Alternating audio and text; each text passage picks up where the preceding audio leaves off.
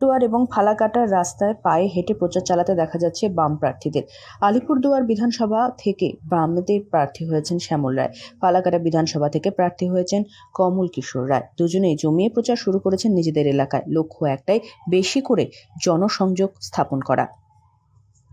বিরোধী এবং বিজেপি বিরোধী সমস্ত মানুষকে নিয়ে পশ্চিমবাংলার গণতন্ত্র, পশ্চিমবাংলার মানুষের অধিকার, পশ্চিমবাংলার মানুষের মর্যাদা, নারীদের সুরক্ষা, নারীদের মর্যাদা রক্ষা করা, শিশুদের সুরক্ষা করা, প্রত্যেক বেকার যুবক যুবতী তাদের কাজের গ্যারান্টি যাতে নিশ্চিত করা যায়, বেকারদের একটা যুব নীতি, পশ্চিমবাংলায় বিকল্প যুব নীতি সহ আজকে গ্রামের কৃষক ফসলের দাম পাচ্ছে না, আজকে কলে কারখানায় বন্ধ হয়ে যাচ্ছে, শ্রমিকরা নতুন করে বেকারি পরিণত হচ্ছে, লক্ষ লক্ষ শূন্য পদ পড়ে আছে, রাজ্য সরকার সেখানে কোনো নিয়োগ দিচ্ছে না।